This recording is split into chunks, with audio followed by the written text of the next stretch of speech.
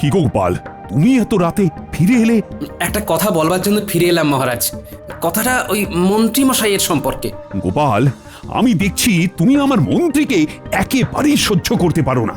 আর আমি কারো পেছনে কথা শুনে বিচার করি না। যা বলবে প্রমাণ দিয়ে বলবে। এখন তুমি যাও, যাও তো। ঠিক আছে মহারাজ, প্রমাণ সহ আপনার কাছে আসব।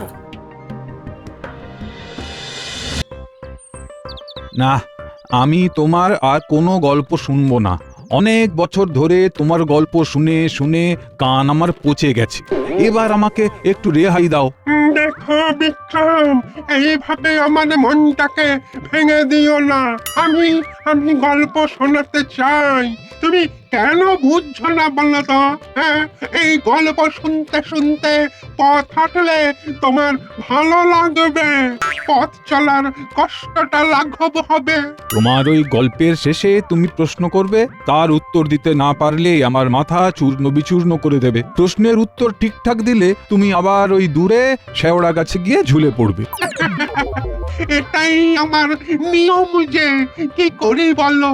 তারপর আবার আমাকে ওই গাছে উঠে তোমাকে নামিয়ে কাঁধে নিয়ে হাঁটতে হবে। না না না না, আর পারবো না। তার চেয়ে আমি আর গল্পই শুনবো না। আরে, এদের কথা শুনে কিরকম একটা লাগছে, আমি ঠিক বুঝতে পারছি না।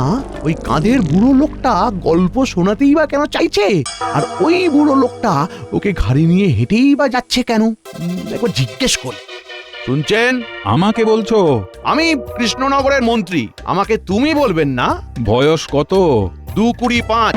আমার কত জানো বেতাল? বলে দাও তো। আমার বয়স হলো গিয়ে প্রায় 7,000 বছর, আর এই বিক্রমের হলো ওই ধরো গিয়ে 1006। মহারাজা বিক্রমাদিত্যের নাম শুনেছো? আমি সেই। এই বেতালকে কাঁধে নিয়ে ঘুরে বেড়াচ্ছি। আমার রাজ্য গেছে, সব গেছে, শুধু ওই কাঁধের ওপর বেতালটাই যাচ্ছে না। একটা ভালো কাঁধ দিতে পারবে? ভালো কাঁধ পেলে কাঁধ বদল করে একটু বাঁচবো। একটু শক্ত পক্ত দেখে দিও বাজা, আমিও আর এই এক কাঁধে ঘুরতে পারছি না। কাঁধ শক্তপোক্ত? তা তোমার কাঁধটাও তো বেশ শক্তপোক্ত। আমার কাছে আর একটা ভালো গোলগাল শক্তপোক্ত কাঁধের খবর আছে। আপনারা কাছাকাছি কোথাও অপেক্ষা করুন, আমি আপনার কাঁধের ব্যবস্থা করেই আসছি। শুনুন, রাজপ্রাসাদের বাইরে একটা বড় গাছ আছে, ওই গাছের নিচে ছায়ায় গিয়ে বসুন। হ্যাঁ, ঠিক আছে, আমি প্রাসাদের বাইরে ওই বড় গাছের নিচে অপেক্ষা করছি। শোনো শোনো, কাঁধের গল্প করে যদি কাঁধ না জোগাড় করতে পারো, তবে কিন্তু আমি তোমার কাঁধেই চাপবো, মনে থাকে যেন। ঠিক আছে।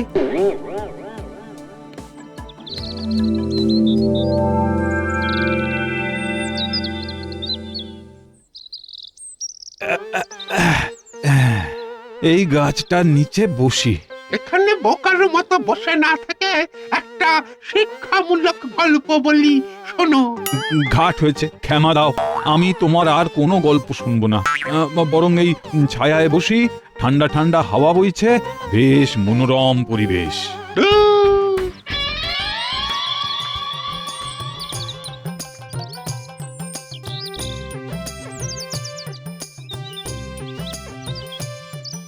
হে, আজ খুব দেরি হয়ে গেল, একটু তাড়াতাড়ি পা চালাতে হবে। দেরি হলে মন্ত্রীমশাইয়ের হাজারো কৈফিয়ত। আরে, গাছতলায় কে বসে আছে? কাঁধে আবার আরেকজনকে নিয়ে বসে আছে। এই, তুমি ঘুমোচ্ছ আর আমার মাথা তোমার মাথার সাথে ঠোকা খাচ্ছে। তুমি ঘুমোচ্ছ, ঘুমাও, কিন্তু আমার মাথা তোমার মাথার সাথে ঠুকছে কেন? হ্যাঁ? আমার ঘাট থেকে নামো, তাহলে আর ঠুকবে না। আমি তোমার ঘর থেকে নামবো না, গল্প শুনতে হবে। তাহলে ঠোকাঠুকি লাগবে। এ কি বিচিত্র ঝগড়া রে ভাই! যাই একবার জিজ্ঞেস করি। আচ্ছা, আপনারা কে? এখানে এইরকম ভাবে আপনারা বসে আছেন কেন? আমার নাম বিক্রম, আমি একটা দেশের রাজা ছিলাম। ছিলাম মানে এখন নেই? না না, সেসব গেছি। এখন আমি এই বেতালকে কাঁধে নিয়ে শুধু ঘুরে চলেছি। তোমাদের মন্ত্রীর সাথে দেখা হলো, সেই বলল এখানে বসতে। মন্ত্রী মশাই আপনাদের এখানে বসতে বলে গেছেন?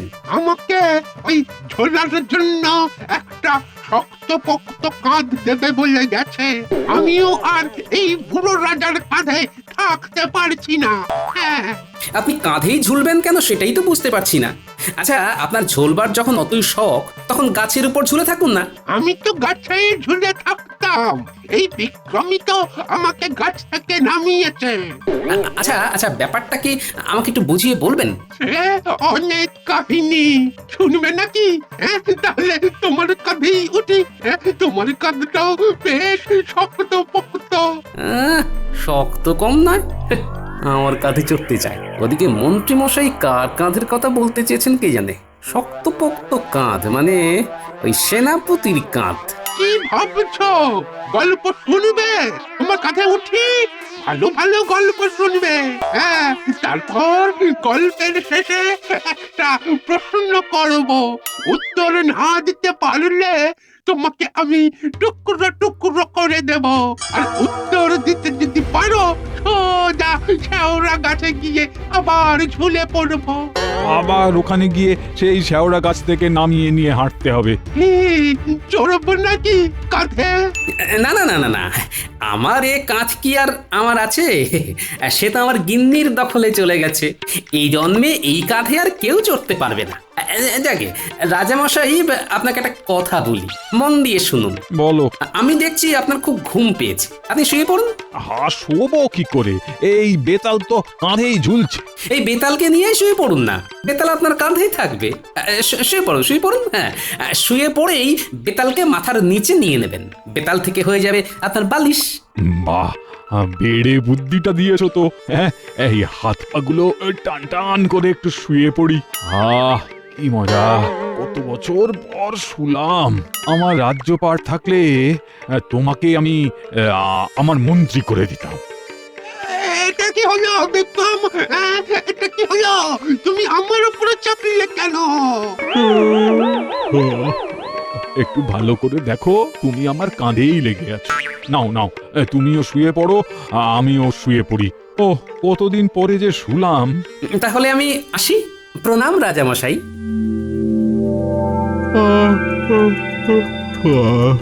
কত বছর যে ঘুমোই না।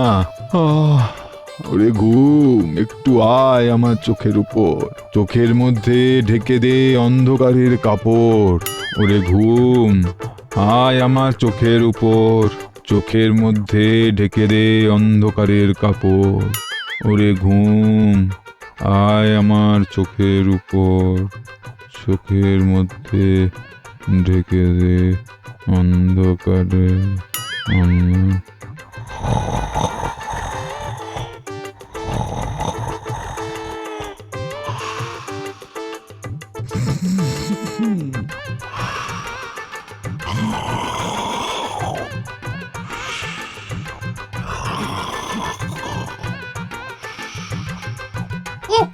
কি জ্বালায় পড়লাম রে বাবা! এবার এর থেকে মুক্তি কিভাবে হবে কে জানে। দেখি আমিও একটু ঘুমোতে চেষ্টা করি।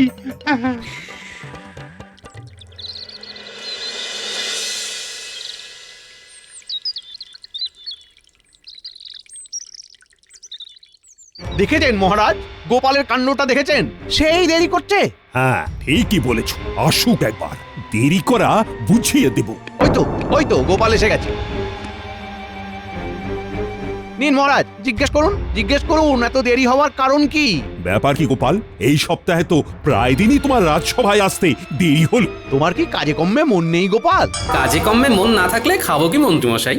আপনার মতো আমার তো আর তালুক নেই। আমাকে কাজ করেই খেতে হবে। গোপাল, যত বড় মুখ নয় তত বড় কথা। মন্ত্রী, বিবাদ থামাও, আমাকে প্রশ্ন করতে দাও। যথাজ্ঞা মহারাজ, কিন্তু গোপালকে প্রমাণ দিতে হবে। হ্যাঁ গোপাল, মন্ত্রী সম্বন্ধে যা বলছো তার প্রমাণ কিন্তু তোমাকে দিতে হবে। প্রমাণ পেলেই প্রমাণ দেব। আমারও চর ঘুরছে। বটা ঘটাকে এবার একটু থামতে বলবো। তা তোমার আজকে দেরি হবার কারণ? মন্ত্রীমশাই, আমার আজকের দেরি হওয়ার কারণ একমাত্র মন্ত্রীমশাই। কিরকম? আমি তোমার দেরি হওয়ার কারণ?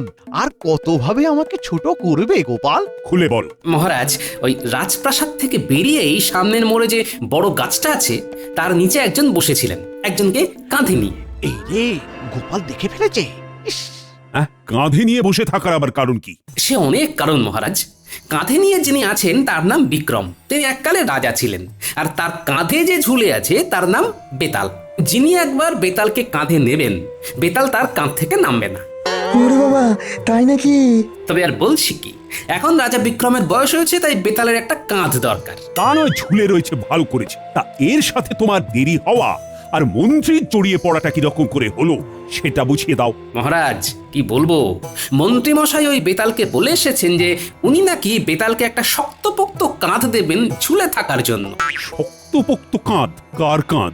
শক্তপোক্ত কাঁধ তো মহারাজ এই রাজ্যে দুজনেরই আছে, এক মহারাজ আপনার আর সেনাপতির। মন্ত্রী মশাই, আপনার এত বড় সাহস! হ্যাঁ, আপনি আমার কাঁধ বেতালকে দেবেন বলে প্রতিশ্রুতি দিয়ে দিয়েছেন। হ্যাঁ, আমার কাঁধের মালিক কি আপনি? এই রে, গোপাল বিষয়টাকে অন্যদিকে নিয়ে যাচ্ছে। থামাতে হবে, থামাতে হবে। না না না না সেনাপতি, এই শক্তপোক্ত কাঁধ তোমার না। তবে কি আমার? তুমি আমার কাঁধ ওই বেতাল না তালের কাছে বন্ধক দিয়েছো? তোমার এত বড় সাহস! মহারাজ আমাদের নয়নের মণি, মহারাজ বিনা আমরা মণিহারা ফণি। ছি ছি ছি ছি ছি, এ আমি ভাবতে পারছি না। মন্ত্রী মশাই, এ আপনি কি করলেন? এই মন্ত্রী, উত্তর দাও, চুপ করে থেকো না। আরে আমার কথা একটু মন দিয়ে শুনুন।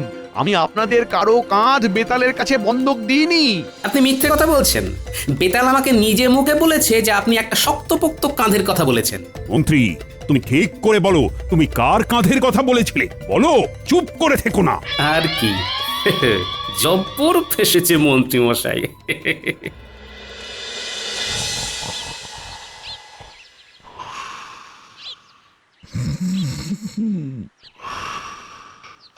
বাবা রে বাবা রে বাবা, কান একদম ঝালাপালা করে দিচ্ছে। এই বিক্রম, বিক্রম, একটু পাশ ফিরে শো। ঠিক হয়ে শুলে বেশি নাক ডাকবে।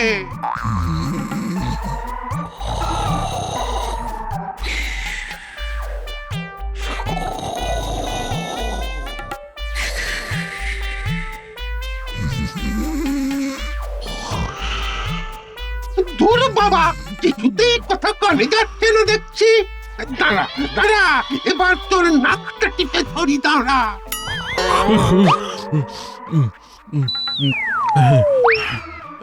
কি হলো? আরে নাক টিপে ধরেছিলে কেন বেতাল? হ্যাঁ, তুমি কি আমাকে মারতে চাও নাকি? ভয়ঙ্কর নাক ডাকছিলে যে, আমি তোমাকে বারবার বলছিলাম পাশ ফিরে শো, পাশ ফিরে শো।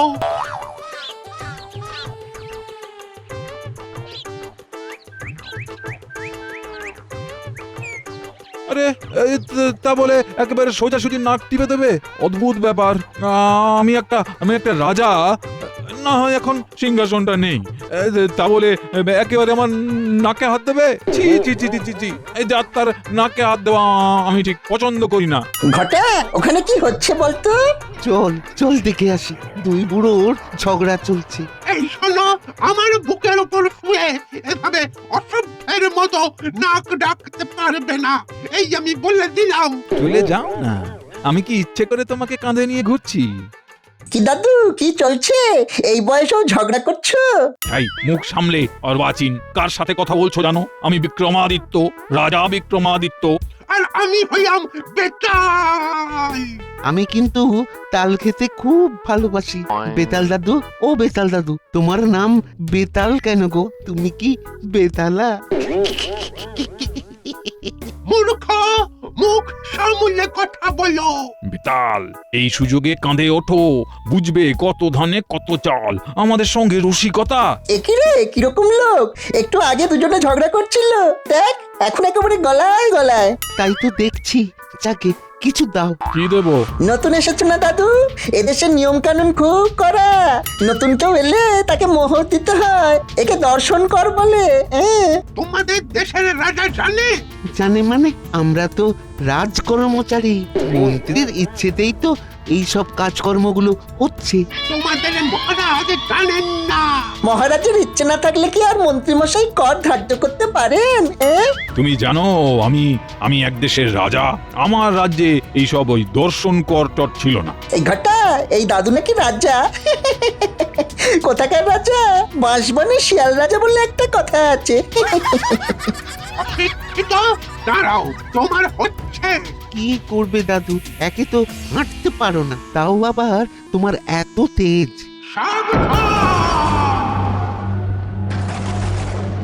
গোপাল, ও গোপাল, এ কি হলো? ভূমিকম্প নাকি? কিছু বুঝতে পারছি না মহারাজ, একটা প্রচন্ড জোরে চিৎকার শুনতে পেলাম। মহারাজ, একজন বৃদ্ধ মানুষ আরেকজন বৃদ্ধকে কাঁধে নিয়ে আমাদের রাজপ্রাসাদের দিকে আসছে, সাথে সাথে বটা ঘটাও আছে। এই সেরেছে, গোটা গোটা কি উল্টো পাল্টা কিছু করলো নাকি? এই গোপাল, এবার কি হবে? এই ভাবো ভাবো। ভাববার কিছু নেই মহারাজ, যা হবে দেখা যাবে, আর যা হবে তা ভালোর জন্যই হবে। বলছো গোপাল, যা হবে ভালোর জন্যই হবে? গোপালের কথার উপর কি বিশ্বাস নেই? একটু ধৈর্য ধরুন। কই কই এই রাজ্যের মহারাজ কোথায়? আমি আমি আমি আমি মহারাজ কৃষ্ণচন্দ্র রায়। তোমার রাজ্যে ভয়ঙ্কর অরাজকতা চলছে, সেটা কি তুমি জানো? অরাজকতা? ও গোপাল, ইনি কি বলছেন? আমার রাজ্যে অরাজকতা? আগে মহারাজ, ফন্দিবাজ একটি মানুষ যদি আপনার মন্ত্রী হয় তাহলে এই অরাজকতা চলবে মহারাজ। গোপাল, মুখ সামলে কথা বলো, ভুলে যেও না আমি মহারাজের পরেই। এতদিন তো অনেক সামলে সামলে ছিলাম, এবার তো আপনার সব ভান্ডার খুলে গেছে। কি সব বলছো গোপাল? সবকিছুতে আমার মাথার উপর দিয়ে যাচ্ছে। মহারাজ, রাজা বিক্রমদেবকে জিজ্ঞেস করুন না, বটকৃষ্ণ আর ঘটকৃষ্ণর কান ধরে আছেন কেন? হ্যাঁ, তাই তো। আচ্ছা, আপনি এই দুজনের কান ধরে আছেন কেন? আগে বলো মহারাজ, এই দুইজন কি তোমার রাজকর্মচারী? মোটেই না। দুজন চোরকে আমি আমার রাজকর্মচারী বানাবো, এটা ভাবলেন কি করে? তাহলে এই দুজন মানুষ তোমার নাম করে রাজ্যবাসীর কাছে কর চায় কি করে? কর আদায় করে? মন্ত্রী, কি শুনছি? বটা ঘটাকে ছেড়ে ফেলতে হবে। বটা ঘটা, এই অভিযোগ কি সত্যি? ও মন্ত্রী মশাই, নাটক করবেন না। আমি নাটক করছি? ধরা তো পড়ে গেছেন, এবার সত্য কথাগুলো বলে ফেলুন। বিক্রম, আমি তোমার ঘর অবশেষে পাকাপাকি ভাবে ছাড়লাম। ভালো শক্তপোক্ত কাঁধ পেয়ে গেছো বেতাল? হ্যাঁ, পেয়ে গেছি। এই তো মন্ত্রীর কাজ। তোমাকে পাকাপাকি ভাবে ছাড়লাম বিক্রম। তোমার সাথে এতগুলো বছর, এতগুলো সময় কি সুন্দর ভাবে কাটিয়ে দিলাম। আমাকে ছেড়ে দিন বেতাল, আমি আপনার জন্য কাঁধ দিচ্ছি। বেতাল দেবের আর কাঁধের দরকার নেই, আপনার কাঁধটি ওনার খুব পছন্দ হয়েছে। বেতাল, নাও এবার সত্য কথা বলাও। দর্শন করো কার সৃষ্টি মন্ত্রী। দর্শন কর? সেটা আবার কি? মনে আছে মহারাজ, একদিন রাতে আপনার কাছে এই বিষয়ে বলেছিলাম।